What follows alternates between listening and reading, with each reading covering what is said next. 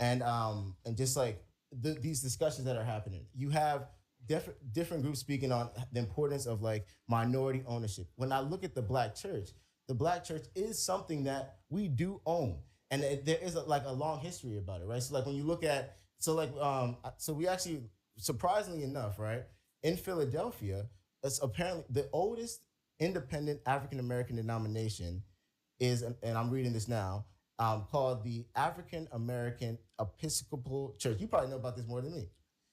I'm not sure if it's older than AME, African Methodist Episcopal. Well, this is just research I've done. It supposedly was started in 1794. And You see, 1794. Now remember, that's still 200 years after the first missionary came to Africa. That's still 1,100 years prior to the Ethiopians already having the Bible in Africa. Yeah, and that's still prior to the disciple who first baptized an Ethiopian during the first century AD.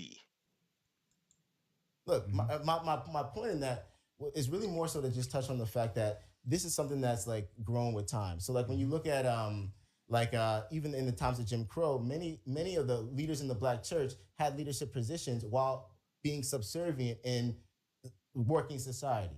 To some degree. No, I agree with you. Early black Christianity, especially coming here out of Philadelphia, when you look at Absalom Jones, Yeah. you look at Richard Allen, who protested against white church because they were not allowed to pray in the pulpit with white people. They were relegated to the back. So they walked out. And out of that came the African Methodist Episcopal Church, which is the largest black independent, and one of the oldest. Yeah. There's debate there because there's about 3 different churches who claim to be the oldest. Yeah. Just like we got 3 different HBCUs in Wilberforce, Cheney, and Lincoln who claim to be the oldest. But there's been they're the oldest, right? Yeah.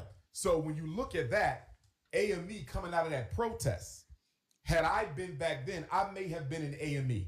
Not for purposes of Jesus, but for purposes that you're fighting against white supremacy. You see, and I'm still waiting for Dr. Umar Johnson to talk about his African spirituality. I'm still waiting for that. Yeah. And him starting, he also became one of the first black independent church denominations. I actually just visited their grave not too long ago. So those black church leaders, those early black church leaders, I don't take issue with them. My cousin, Frederick Douglass, was actually an AMEZ pastor for a time as well. Right. So back then, the black church was the bastion of organization. Everything came through the black church, the job. You fought against the Klan through the church, the insurance, the burial fund, the civil rights. It came through the church. But in the aftermath of Dr. King's murder, 55 years ago, April the 4th, the black church reinvented itself, and it remade itself away from being an instrument of agitation to an instrument of accommodation. Back then, we fought racism head on through the church using the Bible. I take no issue with that. I'll join a church like that tomorrow. You understand?